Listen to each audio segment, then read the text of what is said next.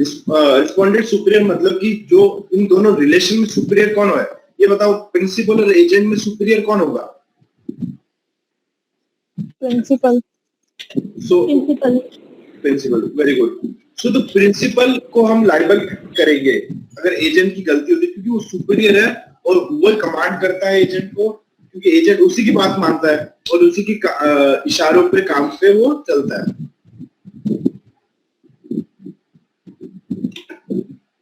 मैं आज बच्चों एडमिट कर रहा हूँ, अगर 5-10 मिनट बाद एडमिट करना बंद कर दूंगा, ठीक है? बीच में डिस्टर्बेंस होता है, ऑटो एडमिट का चल नहीं रहा है। अगर ऑटो एडमिट हो जाएगा फिर कोई दिक्कत नहीं होगी आपको।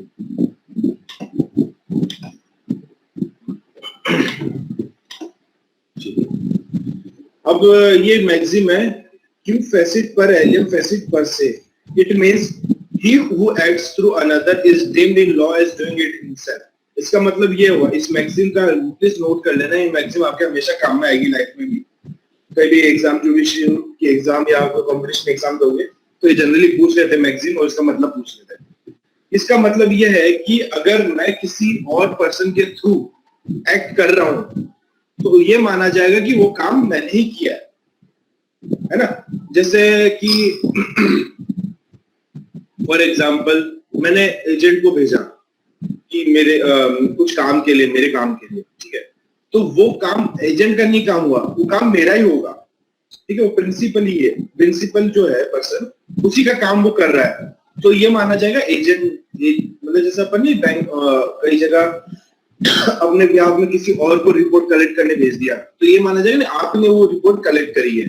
ये सीधी सी बात है इस मैगजीन का कि he who acts through another is deemed in law as doing it himself। ये माना जाएगा लॉ के अंदर, ये माना जाएगा कि उसने काम खुद ही वो किया है।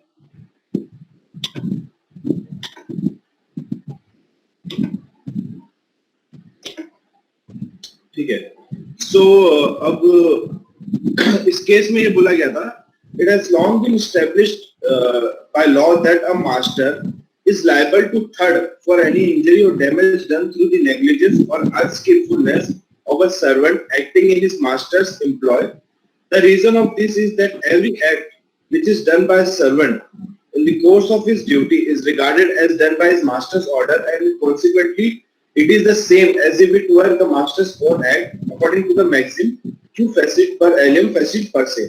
मतलब बेसिकली इस जजमेंट में क्या कोर्ट ने क्या कहा है कि जो कोई मास्टर अगर सर्वेंट ने कोई इंजरी या डैमेज कॉज किया है, मतलब उसके नेग्लिजेंस की वजह से या वो स्किलफुल नहीं था उस वजह से, तो उस केस में जो थर्ड पार्टी जिसको लॉस हुआ उसको मास्टर उसकी भरपाई करेगा, ठीक है? और इसका रीजन क्या दिया है कि जो मास्टर है, जो मतलब अपने एम्प्लॉय, मतलब अपनी नौकरी के दौरान जिस उसने ये नेग्लिजेंस का काम किया है, वो मास्टर के ऑर्डर पे किया है, मतलब मास्टर की कमांड के अंडर था, मास्टर की सुपरवाइजरी में था, और अगर वो किसी का डैमेज करता है तो उस केस में मास्टर को लायबल करेंगे। कुल मिला के जो कंसेप्ट पूरा यही है इसका। अब बस इसमें 2-4 चीजें ये है कि ना किस केस में लायबल नहीं करेंगे, और या जैसे स्टेट, और अगर मान लो कि जैसे पुलिस है, पुलिस और स्टेट, मतलब स्टेट आप जानते हो राज्य जो है, तो अगर कोई पुलिस पर्सन है उसने कोई गलत काम किया है तो क्या स्टेट को हम लायबल कर सकते हैं कि नहीं कर सकते, ना? जैसे राज्य सरकार को क्या हम लायबल कर सकते हैं उस चीज के? तो ये सारे कंसेप्ट है, और इसमें स्टार्टिंग में कई लॉज आए जो मतलब अलग थे, तो अभी कुछ चेंजेस हो चुके हैं।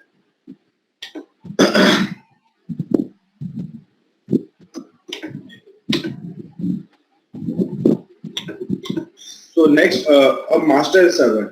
To make the master liable for the torts committed by the servant, हमें ये जो दो बेसिक कंपोनेंट्स है इनको सेटिस्फाई करना पड़ेगा। पहला तो कि जो टॉर्ट कमिट किया गया है वो सर्वेंट के द्वारा कमिट किया गया।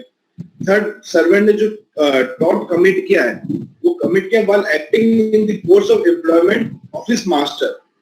ठीक है? ये बहुत इंपॉर्टेंट, प्लीज इसको नोट डाउन कर लो, है ना? एक तो टॉर्ट कमिट किया है, सर्वेंट ने कमिट किया है ना, और दूसरा क्या है, वो जो टॉर्ट कमिट किया वो in the course of employment होना चाहिए, मतलब नौकरी के दौरान वो काम होना चाहिए। जब वो वर्क करता है अपने मालिक के यहाँ पे, मास्टर के यहाँ पे, उसके दौरान होना चाहिए। अब मान लो कि एक सर्वेंट है, उसने मान लो सुबह 8 बजे से शाम को 6 बजे तक अपने मास्टर के यहाँ रहता है, ड्राइवर का काम करता है। उस दौरान उसने ड्राइवर का काम किया और उससे एक्सीडेंट हो गया, तो उस केस में मास्टर लायबल होगा। पर सपोज मान लो वो छुट्टी पे जा चुका है और उसने एक्सीडेंट कर दिया अपने गांव में कहीं पे, ठीक है, मास्टर की गाड़ी भी नहीं है और वो छुट्टी पे था, तो उस केस में टॉर्ट कमिट किया तो मास्टर लायबल नहीं होगा, क्योंकि वो कोर्स ऑफ एम्प्लॉयमेंट में नहीं माना जाएगा। ठीक है, तो कोर्स ऑफ एम्प्लॉयमेंट बहुत एसेंशियल इंग्रेडिएंट है। अगर आंसर में पूछ ले कि है ना दो कंडीशन कौन सी है, तो उसमें सबसे मेन कंडीशन ये है कि the servant committed the tort while acting in the course of employment. This is very important. अब बात करेंगे कि सर्वेंट कौन होता है। ठीक है, जैसे मान लो कि आपने ये घर पे बिजली फिटिंग वाले को बुलाया, तो मुझे बताओ वो सर्वेंट होगा? No sir. No sir. क्यों नहीं होगा? वो तो इंडिपेंडेंट सर, वो हमें रिपोर्टिंग अथॉरिटी नहीं है, वो इंडिपेंडेंट एजेंट होगा। Very good. Reason being independent contractor होगा क्योंकि आपने उसको पर्टिकुलर काम के लिए बुलाया। ठीक है भाई, अगर वो पंखा लगाने आया वो पंखा लगाएगा और जाएगा, पर सर्वेंट आपके साथ हमेशा एक पर्टिकुलर टाइम बाउंड के साथ रहता है, मंथली सैलरी पे रहता है, तो वो फर्क हो जाता है। तो independent contractor generally independent contractor की जो नेग्लिजेंस होता है उसके लिए मास्टर जनरली लायबल नहीं होता है। ठीक है, ये आपके पेपर में भी कई बार डिफरेंस पूछ रहे थे कि है ना मास्टर सर्वेंट इंडिपेंडेंट कॉन्ट्रैक्टर में क्या डिफरेंस है। कॉन्ट्रैक्ट के अंदर भी ये आपने पढ़ा होगा प्रिंसिपल। आपका कॉन्ट्रैक्ट 2 चल रहा है, अभी कॉन्ट्रैक्ट 1 चल रहा है, 1 चल रहा हो सॉरी। तो जब आप सेकेंड ईयर में जब कॉन्ट्रैक्ट 2 पढ़ोगे तो उसके अंदर स्पेशल कॉन्ट्रैक्ट है, उसके अंदर आपके एक टॉपिक भी आएगा प्रिंसिपल एजेंट और इंडिपेंडेंट कॉन्ट्रैक्टर। वो भी सेम वही चीज है, ये मतलब मिलता जुलता ही है, पर वहां पे वो कॉन्ट्रैक्ट लॉ की बात हो रही है, यहाँ पे टॉर्ट कमिट करने की बात हो रही है। So a servant and independent contractor are both employed to do some work for the employer, but there is difference in the legal relationship which the employer has with them. ठीक है, दोनों servant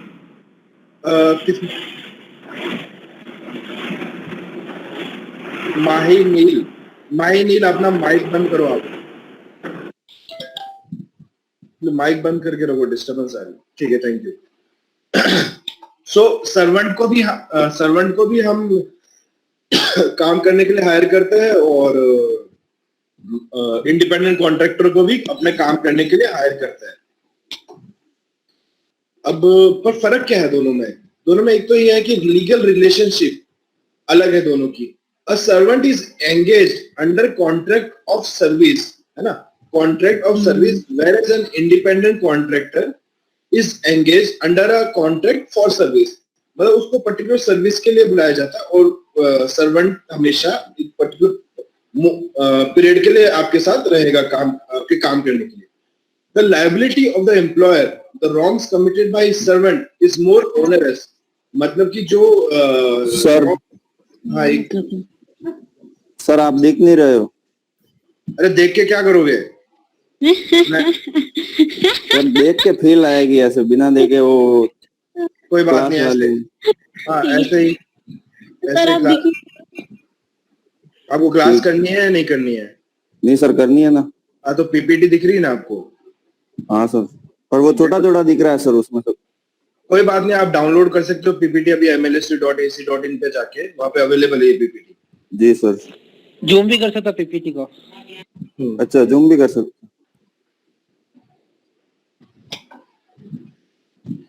So the liability of the employer, the wrongs committed by servant is more onerous than his liability in respect of wrong committed by independent contractor. इसका मतलब ये है कि servant और independent contractor में अगर किसी ने टॉर्ट कमिट किया है तो उस केस में सर्वेंट ने जो टॉर्ट कमिट किया उसकी रिस्पॉन्सिबिलिटी, उसकी लायबिलिटी मास्टर पे ज्यादा होगी कंपेयर टू इंडिपेंडेंट कॉन्ट्रैक्टर। अब इसका जो रीजन क्या है? The traditional mode of stating the distinction is that in case of servant, the employer, in addition to directing what work the servant is to do, can also give direction to control the manner of doing the work.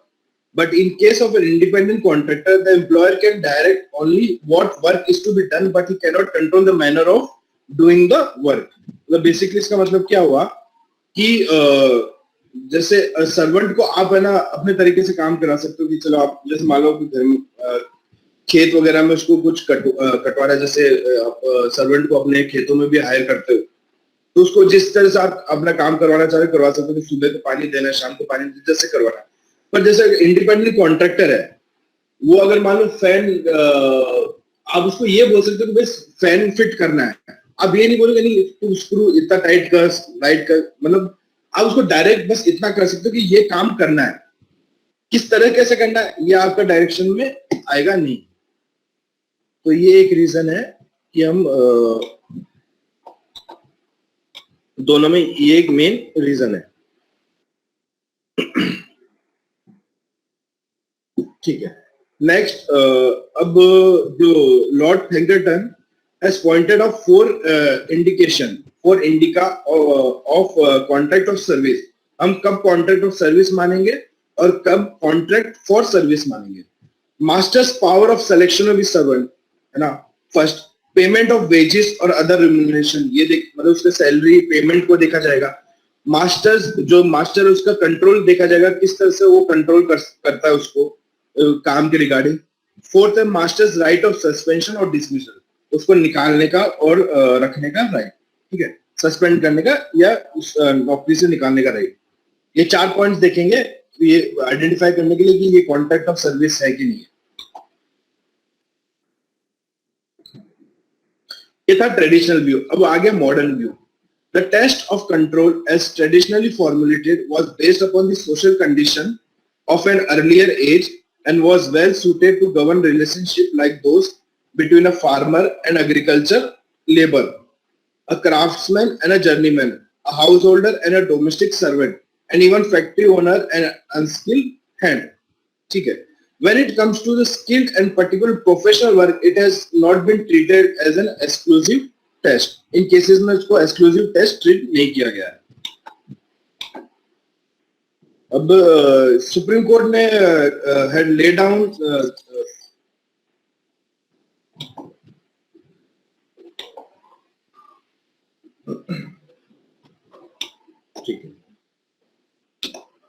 so the Supreme Court laid down that the existence of the right in the master to supervise and control the execution of the work done by his servant is prima facie test। मतलब कि basically अगर identify करना है कि ये contract of service है तो उसमें ये देखना पड़ेगा कि मतलब बेसिकली रिलेशनशिप जब तक आप स्टेब्लिश नहीं करोगे तब तक मास्टर लायबल नहीं होगा, है ना। मास्टर और सर्वेंट का रिलेशनशिप भी स्टेब्लिश करना पड़ेगा। तो ये देखना पड़ेगा कि जो मास्टर का राइट क्या है, मतलब उस पर्टिकुलर अगर कोई पर्सन ए और बी है और ए मास्टर और बी का सर्वेंट है तो ये देखना पड़ेगा कि ए क्या उसको सुपरवाइजर पावर रखता है या उस पर कंट्रोल रखता है काम कराने के लिए। ये तभी अगर वो रखता है supervisory power and control over that person, तभी हम कह सकते हैं कि ये इनके बीच में मास्टर सर्वेंट का रिलेशन है और हम सर्वेंट को अगर सर्वेंट ने कोई टॉर्ट कमिट किया उसके लिए मास्टर को लायबल किया जा सकता है। तो ये सबसे पहला फर्स्ट टेस्ट इसके अंदर यही है that the nature of control में vary from business to business. जो नेचर ऑफ कंट्रोल है वो बिजनेस टू बिजनेस वेरी करता है। फॉर एग्जांपल अगर कोई ड्राइवर है तो आप ड्राइवर को आप ये बोल सकते हो कि भाई तू चलो यूनिवर्सिटी रोड चल लो कॉलेज से, पर उसको मतलब ये नहीं बता सकते ऐसे ड्राइव कर वैसे कर।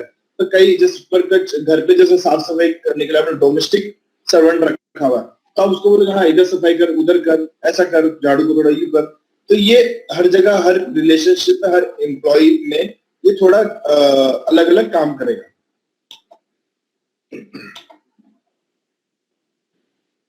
ठीक है, एंड थर्ड पॉइंट ये है that the nature of control may vary from business to business and is by its nature incapable of any precise definition. That's why it doesn't have a precise definition. That it is not necessary that the employee should be proved to have exercised control over the work of the employee. That the test of control is not universal, is not of universal application, and that there are many contracts in which the master could not control the manner in which the work was done. ठीक है.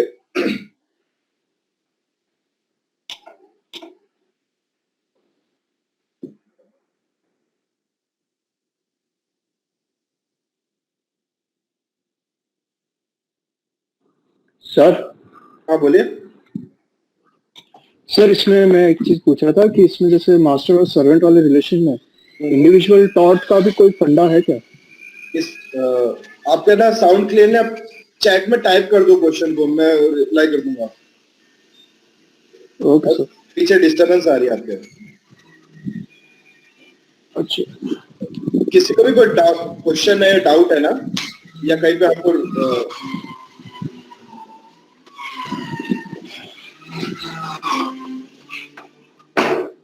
अरे भाई कोई sir आवाज आ रही है? नहीं sir, वो थोड़ा घर में काम तो चलता ही है सर. मैं वही लग रहा है. ठीक.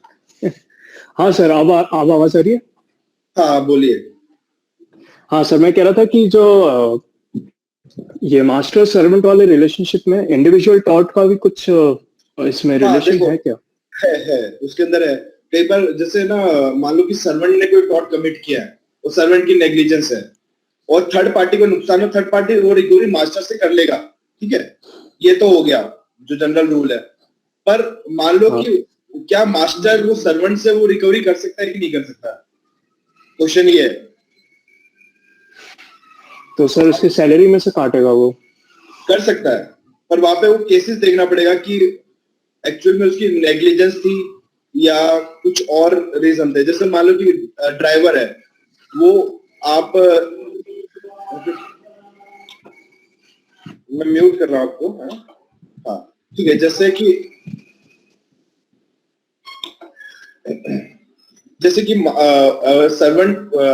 सर्वेंट की जो रॉन्गफुल एक्ट है, उसको क्या मास्टर उससे रिकवर कर सकता है.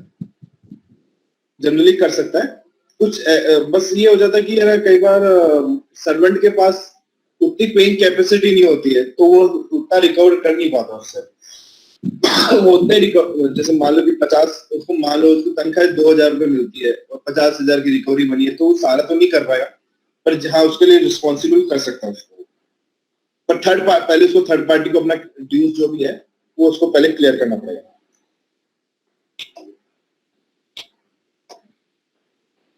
और कई केसेस में ये भी होता है, कई केसेस में ये भी होता है कि ना टॉट के अंदर वो जॉइंटली भी लायबल करते हैं मास्टर सर्वेंट को और इंडिविजुअली भी उनको लायबल किया जाता है. हाँ, मेरा नेक्स्ट क्वेश्चन यही था. हाँ, तो अपन आगे आ जाएंगे. ये सारे जो आपके डाउट्स हैं वो आगे आ जाएंगे. Okay sir. और है ना, आपके डाउट चैट क्वेश्चंस है ना, चैट में डाल दो, तो एक्चुअली क्या बाकी थोड़ा साउंड का भी इश्यू नहीं रहेगा और लोगों को भी क्लियर क्वेश्चन समझ में आ जाएगा. Okay sir. So moving forward, अब बात आ रही कि कितनी लायबिलिटी एक्सटेंड करेंगे उसकी, है ना. सर्वेंट ने अगर कोई रॉन्ग कमिट किया है in the course of employment, तो मास्टर की लायबिलिटी कितनी होगी? The law is settled that a master is vicariously liable for the act of his servant acting in the course of employment. In other words, unless the act is done in the course of employment, the servant act does not make the employer liable. मतलब अगर वो act commit हुआ है in the course of employment, तभी हम servant को liable करेंगे. अगर वो कोर्स ऑफ एम्प्लॉयमेंट में वो काम नहीं हुआ है, वो रॉन्गफुल टॉट कमिट नहीं हुआ है, तो मास्टर लायबल नहीं होगा सर्वेंट के लिए, फिर सर्वेंट ही लायबल होगा इंडिविजुअल अपने खुद की कैपेसिटी में. अब बात करते कि कोर्स ऑफ एम्प्लॉयमेंट क्या होता है. कब हम बोलेंगे कि वो कोर्स ऑफ एम्प्लॉयमेंट है, कब कहेंगे छुट्टी पे. अब जैसे वो मूवीज में आपने डायलॉग सुना होगा, पुलिस जैसे मान लो कि वर्दी में नहीं है कोई पुलिसमैन, तो क्या वो स्टिल ड्यूटी पे है? तो पुलिस में बोलता है कि पुलिस को जैसे बोला जाता है कि ये तो 24 घंटे ड्यूटी पे रहता है. पर क्या इस इंडिविजुअल मास्टर सर्वेंट के केस में भी यही होता है? ये अपन को एग्जामिन करने की जरूरत है, तभी अपन बता पाएंगे. नहीं तो ऐसे तो मास्टर की अनलिमिटेड लायबिलिटी हो जाएगी. ठीक है, तो इसलिए रेस्ट्रिक्ट करना बहुत जरूरी है कि in the course of employment में ही जो टॉट कमिट हुआ उसके लिए उसको लायबल करेंगे. A servant is said to be acting in the course of employment if the wrongful act has been authorized by the master.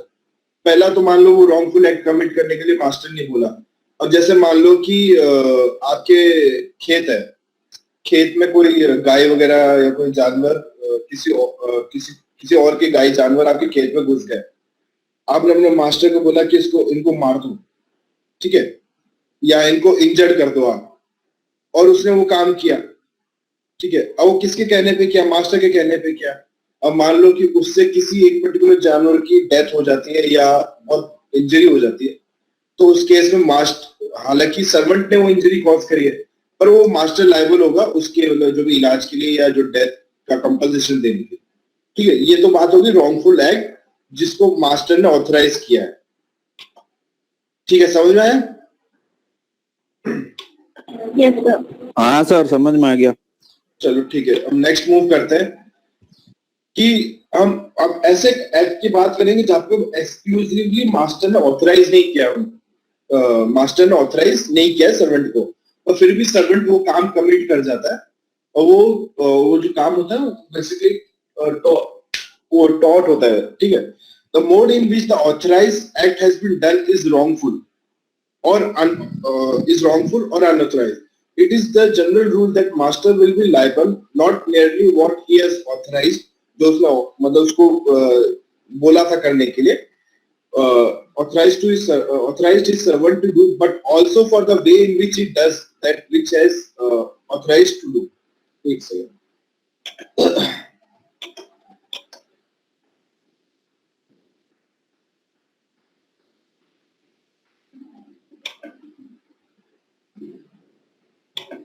ठीक है। जैसे ये केस है ओल्गा हॉल वर्सेस किंगस्टन, इससे एग्जांपल समझ आ जाएगा। अगर एक म्युनिसिपल कॉर्पोरेशन है, जैसे नगर निगम होता है, वैसे वो it was held liable for the negligence of its servant in driving a car belonging to the corporation और कॉर्पोरेशन बिजनेस। अब मान लो जैसे नगर निगम की गाड़ी आती है, ठीक है, तो वो नगर निगम के अंडर ही काम करता है, जैसे कॉन्ट्रेक्चुअल हो या परमानेंट हो, उससे कोई मैटर नहीं करता। अब नगर निगम ने उसको ऑथराइज कर रखा है ड्राइव करने के लिए, और जैसे सफाई वाली जो कूड़ा कचरा उठाने वाली जैसे आजकल गाड़ियां आती है अपने कॉलोनी वगैरह में, तो उसको नगर निगम ने ऑथराइज कर रखा है। और मान लो वो ड्राइवर नेग्लिजेंटली गाड़ी चलाता है और उससे किसी की गाड़ी को एक्सीडेंट कर देता है या इंजरी कर देता है किसी पर्सन को, तो उस केस में नगर निगम लायबल होगा, ठीक है। ऑल्दो वो एक्ट ऑथराइज था, पर उसने वो रॉन्गफुल तरीके से किया, जो ड्राइविंग करनी थी उसको सही तरीके से गाड़ी चलानी थी, पर उसने उसको अनऑथराइज तरीके से एक रॉन्गफुल गलत तरीके से गाड़ी चलाई, और उससे अगर कोई भी लॉस होता किसी को, तो उसके लिए ड्राइवर तो लायबल है ही, पर उसके लिए नगर निगम लायबल होगा, क्योंकि वहां पे वो मास्टर और सर्वेंट या एम्प्लॉयर या एम्प्लॉय की कैपेसिटी के अंदर है, इस वजह से। अब सुबैया रेड्डी वर्सेस स्टीवन, ठीक है। अब देखो, आपको अगर कोई केस, ये ध्यान रखना, लॉ ऑफ टॉर्ट्स के अंदर बहुत केसेस है, जो लैंडमार्क केस होंगे वो मैं आपको बता दूंगा, अगर जो पहले भी है, जैसे आपने टेमनम साइन इंजूरिया और इंजूरिया साइन टेमनम में Bhim Singh versus state of Jammu Kashmir SB versus White, ये केस पढ़ा है आपने, SB versus White, Bhim Singh versus state of Jammu Kashmir, या Gloucester grammar school case? No sir. ठीक है, तो ये पढ़ना आपके एग्जाम के हिसाब से बहुत इंपॉर्टेंट है, ठीक है। मैं अभी तो ये आपके फर्स्ट यूनिट का पार्ट है, मेरे को लग रहा है कि या तो आपने क्लास नहीं अटेंड करी होगी, ये तो पढ़ाया होगा पक्का, ठीक है। नहीं पढ़ा है तो भी आप एक बार ये केस देख लेना, और नहीं समझ में आएगा तो जैसे मैं आपको अपना कॉन्टेक्ट नंबर शेयर कर दूंगा, तो उसमें किसी को डाउट है, अभी तक जो सिलेबस अभी तक हुआ है उसमें भी कोई डाउट है, तो आप मेरे को कॉल करके आप पूछ सकते हो। बस मतलब थोड़ा सा टाइमिंग का ध्यान रखना, ज्यादा लेट भी ना हो, या पहले मैसेज ड्रॉप कर देना, तो हिसाब से अगर मैं फ्री होऊंगा तो मैं आपका अटेंड करूंगा, ठीक है। देख, उर्वी खंडेला, हाँ, एसबी वर्सेस वाइट पढ़ाया है, ठीक है, पढ़ाया है क्लास में आपको, ये टॉपिक बहुत इंपॉर्टेंट है फर्स्ट यूनिट में। मैं आपको केस का एक बार नाम लिखा दूं, याद आया तो। ये तो इंग्लिश केस हो गया, ठीक है। एक है Bhim Singh state of Jammu and Kashmir, state of Jammu and Kashmir. ठीक है, ये इंडियन केस है। और एक ये दोनों केस है इंजुरिया साइन डेमोनम के ऊपर। जो टॉपिक है इंजुरिया साइन डेमोनम। ठीक है, इंजुरिया साइन डेमोनम का मतलब क्या हो जाता है? Injury without damage. मतलब आपको इंजरी हुई है पर एक्चुअल डैमेज नहीं हुआ। ये तो आपको किसी को अगर पर्सनली अगर पूछना है टॉपिक के बारे में तो आप कॉल कर लेना, मैं बता दूंगा। और डेमोनम साइन इंजुरिया, क्योंकि एग्जाम में जनरली शॉर्ट नोट वगैरह में आ जाता है ये क्वेश्चन, उसको पढ़ना। ये ग्रामर स्कूल केस है।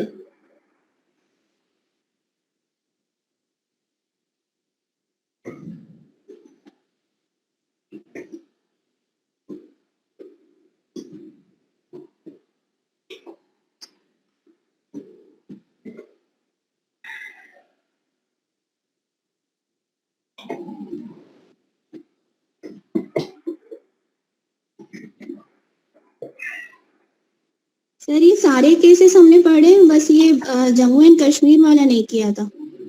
देखो जम्मू कश्मीर वाला सेम है, एसबी वर्सेस वाइट। यहाँ पे भी इलेक्शन वाली बात है। एमएलए था भगदीप सिंह, उसको पुलिस ने रोक दिया था और वो वोट नहीं दे पाया था। पर जिस पर्टिकुलर कैंडिडेट को जिताना चाह रहा था या जिसको वोट देना चाह रहा वो जीत गया था। तो कोर्ट ने बोला उस मतलब जो पार्टी थी उसने ये बोला था कि है ना इसको लॉस तो कुछ हुआ नहीं, पर वहां पे कोर्ट ने बोला इसकी इंजरी हुई है, लीगल इंजरी का वायलेशन हुआ, तो इसको 50,000 का कंपनसेशन मिला था। ठीक है, तो ये इंडियन केस है basically, SB versus white English case है।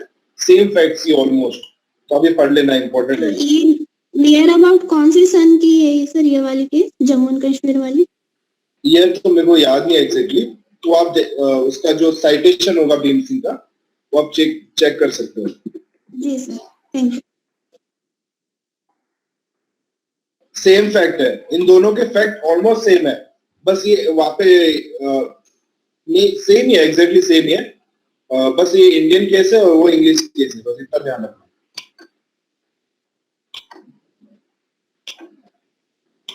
ठीक है, चलो वापस इसी पे आते हैं अपने टॉपिक पे। ठीक है, अब इस केस में क्या हुआ था? Subbaiah Reddy versus T Jordan. The owner of car was held liable for the negligence of his son who was employed in the owner's business in driving the car which at the time of accident was being demonstrated to one about to join the business. तो जो owner था गाड़ी का वो liable था क्योंकि उसके सन की नेग्लिजेंस के लिए। ठीक है, और वो बेसिकली जो सन था वो उसके फादर की जो कंपनी थी उसी में वो जॉब कर रहा था। तो उस केस में वो मास्टर सर्वेंट का रिलेशन था उन दोनों के बीच में, इसलिए उसको लायबल किया गया था। Bank was head Amitabh. देखो ये वाले जो केसेस है ना इनको याद मत करना, जैसे मैं अमिताभ भंडारी, सुबैया रेड्डी या ओल्गा हॉल, ये याद करने की जरूरत है। आप बस ये जो एग्जांपल दे रखा है ना उनको याद कर लेना ताकि वो आप इसको पेपर में आप लिख सको एज ए एग्जांपल। ठीक है, क्योंकि ये लैंडमार्क केस नहीं है, पर हाँ ये जो एग्जांपल ये आपको समझने में थोड़ा बेटर करेंगे, आंसर राइटिंग में हेल्प करेंगे। A bank was held liable when a security guard on duty by mistake shot a customer, believing that he would steal the cash box which had just arrived. ठीक है, मतलब जैसे guard ने एक जो बेचारा कस्टमर था उस पर गोली चला दी, उसको ये लगा कि ये कस्टमर वो जो कैश बॉक्स आते ना, जैसे आपने कभी देखा होगा बैंक वगैरह एटीएम के यहाँ पे कार आती है तो एक कवर चेक जनरली चेकमेट लिखा होता है उसको, तो वो जो पैसे के वो होता है बॉक्सेस होते वो बचाने का काम रहता है उनका। तो उसमें उसको लगा कि ये उस कैश बॉक्स को चुराएगा तो उसने गोली चला दी। तो इस केस में बैंक जो गार्ड की तो लाइबिलिटी है, वो जेल जाएगा उस चीज के लिए। ठीक है, लेकिन बैंक की भी लाइबिलिटी होगी उसको कंपनसेशन देने की, क्योंकि उसने जो सिक्योरिटी गार्ड है उसने वो गलत काम किया जब वो in the course of employment था।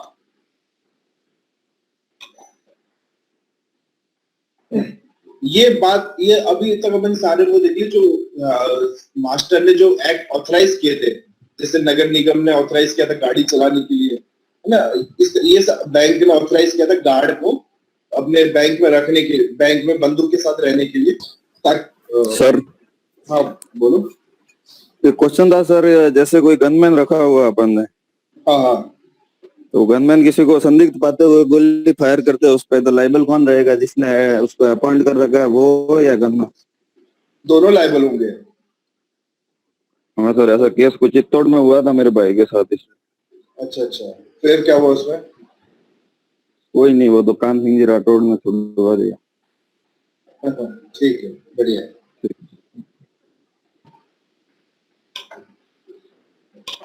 अब विशाल ने क्वेश्चन डाला है एसबी वाला, एक सेकेंड।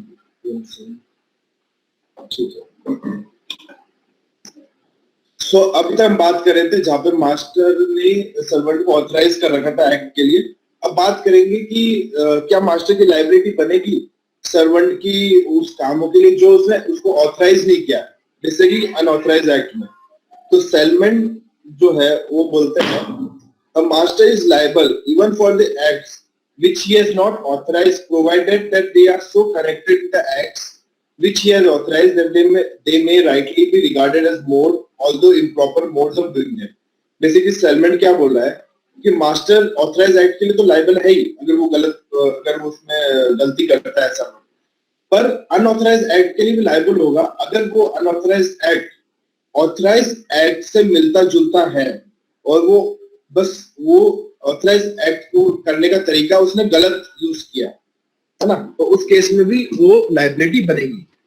अब one must understand the consideration of time, place, equipment and purpose will all be relevant to this purely factual determination. मतलब कि किस टाइम में वो काम हुआ है, किस जगह वो काम हुआ है, क्या मोड यूज किया, क्या इक्विपमेंट यूज किया और किस पर्पस से वो काम किया गया है, तब हम देखेंगे वो अनऑथराइज एक्ट क्या उस अनऑथराइज एक्ट के लिए मास्टर को भी लायबल किया जा सकता है कि नहीं।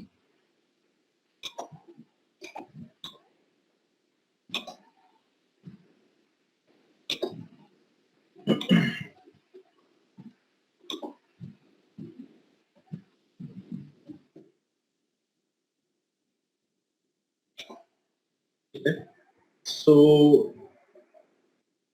अब पुष्पा भाई पुरुषोत्तम उद्देशी वाले केस में सुप्रीम कोर्ट ने यह कहा था कि owner is not liable for the negligence of the driver if the driver is his servant acting in the course of his employment, but also when the driver is with the owners concern driving is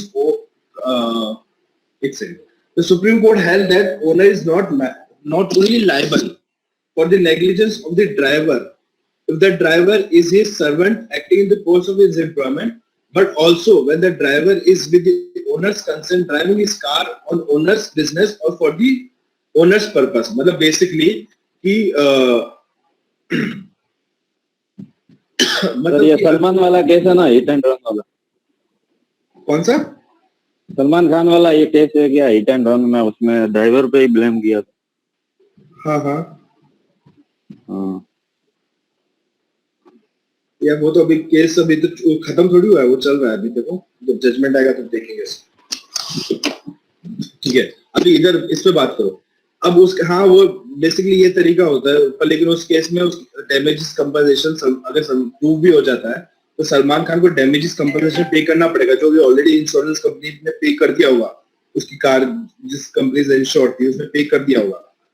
ठीक है, पर बात फिर है ना दिक्कत का आ जाती है जहाँ पे क्रिमिनल लायबिलिटी की बात होती है, क्योंकि क्रिमिनल लायबिलिटी जहाँ होती है आपको जेल जाना पड़ेगा उसमें, है ना। जैसे वो 304B का नेग्लिजेंस ड्राइविंग का या फिर कल्पेबल होमिसाइड का आ जाएगा, आप आईपीसी में पढ़ोगे ये सारी चीजें, तब आप ये क्वेश्चन एग्जामिन करना। ठीक है, सो अब ये सुप्रीम कोर्ट क्या कह रहा है, सुप्रीम कोर्ट इसमें क्या कह रहा है? सुप्रीम कोर्ट ये कह रहा है कि ओनर लायबल है नेग्लिजेंस एक्ट के ड्राइवर के अगर वो ड्राइवर उसके कोर्स ऑफ एम्प्लॉयमेंट में काम कर रहा है। जैसे मान लो कि सर्वेंट का जॉब है सुबह 8 से लेके शाम को 6 बजे तक का, उसको वो कोर्स ऑफ एम्प्लॉयमेंट है, उसके दौरान वो कुछ भी करता है उसके लिए मास्टर लायबल है। तो मान लो मास्टर ने रात के 8 बजे उसको भेजा अपनी गाड़ी लेके कि चल वहां से बाजार से जाके सामान लिया, ठीक है, वो उसकी छुट्टी हो चुकी थी पर फिर भी उसने भेजा, तो उस केस में भी अगर वो एक्सीडेंट कमिट कर देता है, कुछ रॉन्गफुल एक्ट कमिट कर देता है, तो उस केस में भी मास्टर की लायबिलिटी बनेगी। ठीक है,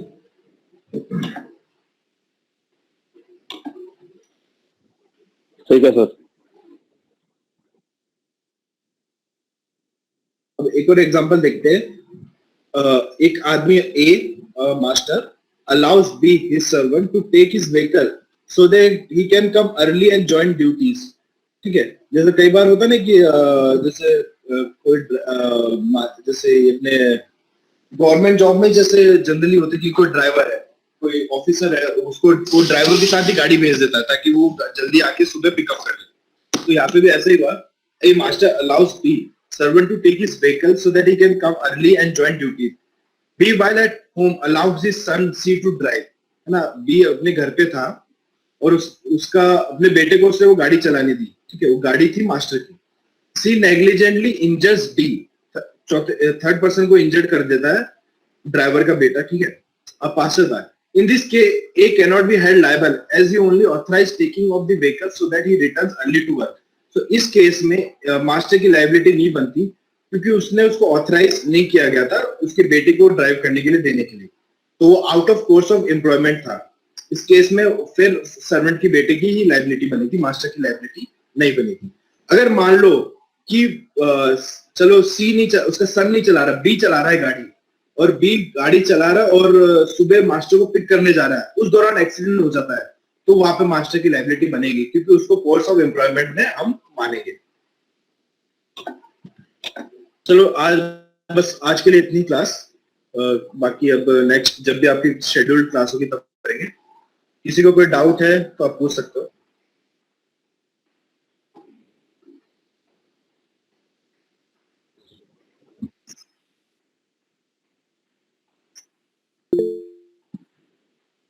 हाँ, मैं मेरा कॉन्टेक्ट नंबर शेयर कर रहा हूँ। ठीक है, ये मेरा कॉन्टेक्ट नंबर है और mlsu.ac.in पे अभी जाओ, मैं आपको अभी गाइड कर देता हूँ किस जगह मिल जाएगा आपको पीपीटी। mlsu.ac.in, जब उसको इस वेबसाइट पे विजिट करोगे तो राइट साइड में देखो, राइट साइड में डिजिटल ई कंटेंट लिखा है, मिला आपको? Yes sir. तो डिजिटल ई कंटेंट पे क्लिक करो, फिर जो आपका फिर आएगा सेलेक्ट स्कीम। ठीक है, तो जब ई कंटेंट सेलेक्ट किया, सेलेक्ट स्कीम आ रहा है। सेलेक्ट स्कीम में आप चूज करो under graduate annual, under graduate annual. ठीक है, उसमें चूज करने के बाद फिर आप ऊपर बहुत सारे दिखेंगे तो एलएलबी फर्स्ट ईयर चूज करना। नीचे आपको दिख जाएगा, बीच में ही है एलएलबी फर्स्ट ईयर, उसको चूज करो। और फिर देखो आप बहुत सारे टॉपिक्स है, defamation, assault, battery, false imprisonment, strict liability, nuisance, vicarious liability वाली पीपीटी भी है जो अभी करा रहा हूं मैं। जनरल डिफेंसेस जो आपका ऑलरेडी हो चुका है उसकी भी पीपीटी डाल रखी है, क्योंकि ये वैसे भी शॉर्ट में है तो आपको वैसे बुक से पढ़ना पड़ेगा इस चीज को। पीपीटी तो एक है कि आपको पर्टिकुलर टॉपिक सही से चले उसके लिए हेल्पफुल रहता है, बाकी आपको बुक बैंक से पढ़ना है। और आप ये सारे देख सकते हैं, कॉन्ट्रैक्ट के हिंदी में भी अवेलेबल है, जनरल प्रिंसिपल ऑफ कॉन्ट्रैक्ट है, और हिंदू लॉ वाला है ही अवेलेबल। और बाकी और भी आपको और भी ये नोट्स वगैरह प्रोवाइड करा देंगे हम इसी वेबसाइट पे, अब चेक करते रहना। 9 to 10 है लॉ ऑफ टॉर्ट्स की क्लास जो फ्राइडे और सैटरडे को होगी, और 10 से 11 आपके इंटरप्रिटेशन होगी, 11 से 12 हिंदू लॉ होगी फ्राइडे और सैटरडे को। मैं अभी हूँ 7-8 मिनट, किसी को डाउट है तो पूछ सकते हैं मैसेज चैट बॉक्स में डाल के।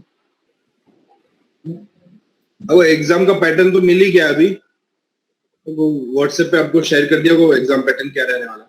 उसमें ये है कि जनरली देखो आपके 8 क्वेश्चन आएंगे, 8 में से 4 क्वेश्चन करने हैं आपको। बड़े बड़े क्वेश्चन आएंगे आपके, वही 25-25 मार्क्स के। विशाल का क्वेश्चन है कि नेग्लिजेंस टू सर्वेंट कर रहा है, फिर मास्टर क्यों लायबल होगा जब मास्टर तो कुछ कर ही नहीं रहा। ठीक है, देखो अब इसका रीजन मैंने पहले भी बताया था, दो तो एक कि वो कोर्स ऑफ एम्प्लॉयमेंट में वो काम कर रहा है। ठीक है, वो जब वो जॉब कर रहा है उसके अंडर, मास्टर के अंडर, तब काम कर रहा है।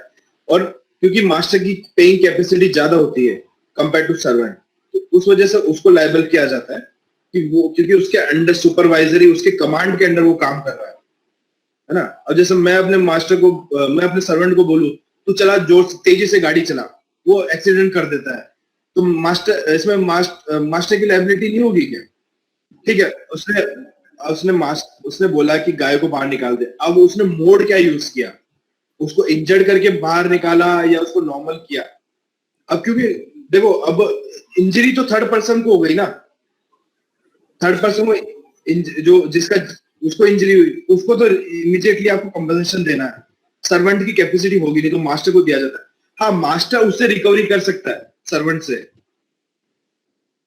ठीक है, वो अलग केस हो जाएगा। और इंडिविजुअली जो फर्स्ट टॉट के अंदर वो जो मास्टर है उसको पे करना पड़ेगा, जो थर्ड पार्टी जिसको सर्वेंट ने इंजर्ड किया है, इसलिए।